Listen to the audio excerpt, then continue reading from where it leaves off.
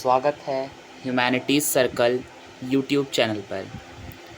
Guys, आज हम अपना होम साइंस यानी गृह विज्ञान का अध्याय 2 का स्वयं को समझने पर L2 को कंटिन्यू करेंगे। हमने L1 को कवर कर लिया था, आज हम L2 करेंगे। अगर आप में से किसी ने L1 नहीं देखा है तो सबसे पहले L1 देखें। डिस्क्रिप्शन में L1 वीडियो की लिंक दी हुई है, तो आप लोग पहले L1 वीडियो देखें। और अध्याय 1 का नहीं देखा है आपने वीडियो, तो अध्याय 1 की भी वीडियो देख लीजिए।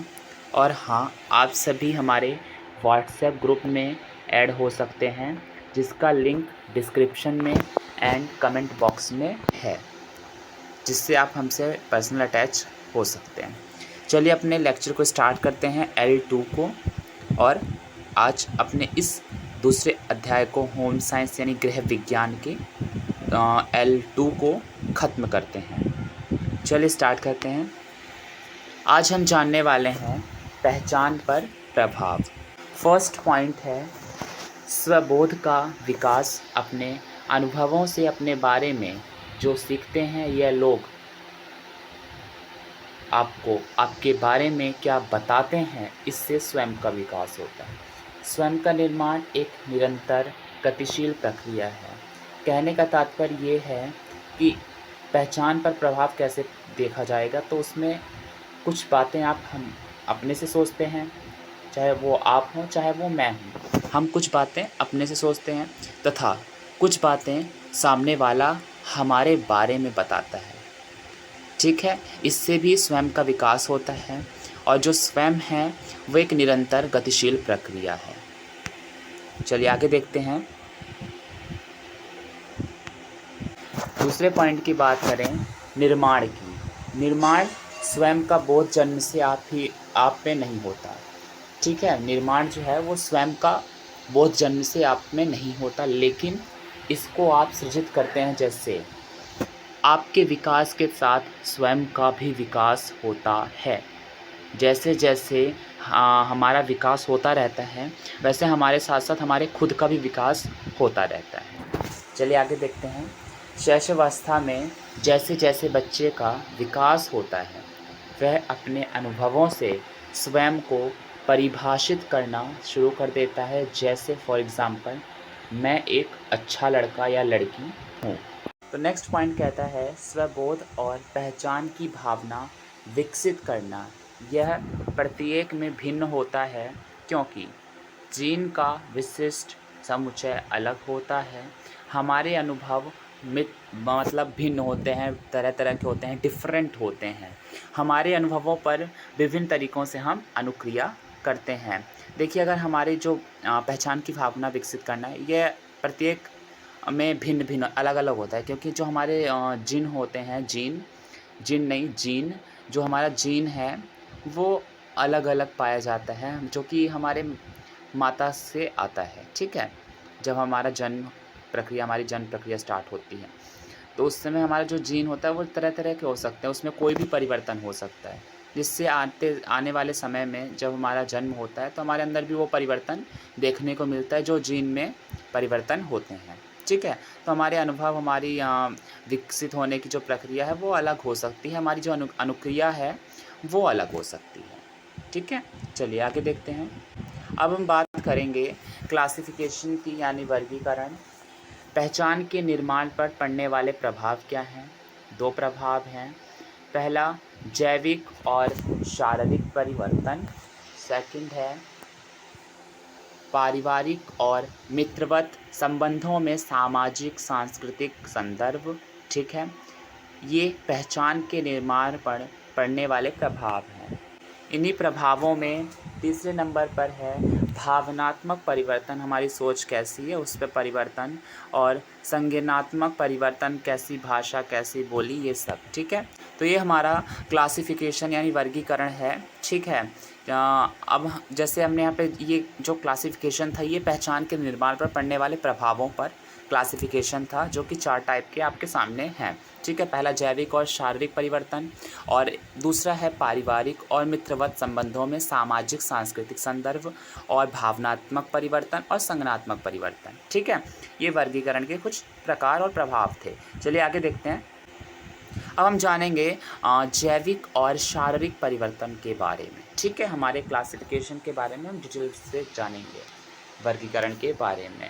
किशोरावस्था के दौरान जैविक एवं शारीरिक परिवर्तन होते हैं जो विशेष क्रम में होते हैं, जिनसे यौन परिपक्वता आती है। मासिक धर्म को लड़कियों में यौन परिपक्वता का बिंदु माना जाता है। लड़कों में शुक्राणु उत्पादन यौवनारंभ की प्रक्रिया यानी पवर्टी। ठीक है, आप लड़कियों में आप सब जान सकते हैं यौन परिपक्वता होती है। ठीक है, मासिक धर्म जिसे कहते हैं, और लड़कों में शुक्राणु उत्पादन, ठीक है, जिसे हम प्यूबर्टी कहते हैं। चलिए आगे देखते हैं। वह अवधि जिसमें शारीरिक और जैविक परिवर्तनों के परिणाम स्वरूप यौवनारंभ होता है उसे यौवना अवस्था कहते हैं। वह अवधि जिसमें शारीरिक और जैविक परिवर्तनों के परिणाम स्वरूप यौवनारंभ होता है उसे यौवनावस्था कहते हैं। लड़कियों में यह जो यौवनावस्था है, यौवनारंभ है, कब शुरू होगा? यह 11 से 13 वर्ष के बीच होता है, और लड़कों में 13 से 15 वर्ष के बीच। ये ट्रिक्स आपको याद रखना है, एमसीक्यू में पूछा जाता है। This is very important. ठीक है, ये एमसीक्यू में आपके पूछा जाता है। ठीक है, ये जो हमारी जो भी 2 क्वेश्चंस आए हैं। ठीक है, चलिए आगे देखते हैं। अब हम बात करने वाले हैं सामाजिक सांस्कृतिक संदर्भ की। तो पहला पॉइंट है शरीर में होने वाले शारीरिक परिवर्तन तथा बदलती हुई सामाजिक अपेक्षाएं इस अवस्था में पहचान निर्माण की प्रक्रिया को प्रभावित करती है। शारीरिक परिवर्तन और जो सामाजिक अपेक्षाएं हैं वो भी अवस्था में हमारी परिवर्तन लाती हैं। एक पारंपरिक समाज में यौवनारंभ के साथ ही लड़कियों पर कई प्रतिबंध लग जाते हैं। जैसे जैसे लड़कियों की एज बढ़ती है उन पर प्रतिबंध लगना शुरू हो जाता है, अगर आप सब ने अपने आसपास देखा हो। जबकि लड़के पहले की तरह ही स्वतंत्र होते हैं, उन पर कोई प्रतिबंध नहीं लगाया जाता, जो कि समाज की एक गलत सोच है, ऐसा नहीं करना चाहिए। तीसरा पॉइंट है भारतीय समाज में अधिकांश किशोर अपने माता पिता पर काफ़ी हद तक निर्भर होते हैं और परिवार हमेशा उन पर नियंत्रण बनाए रखते हैं। हमारे भारत में कई ऐसे परिवार हैं, ठीक है, जिनमें कई बच्चे अपने माता पिता पर निर्भर होते हैं, और तो और परिवार हमेशा उन पर ही नियंत्रण बनाए रखता है।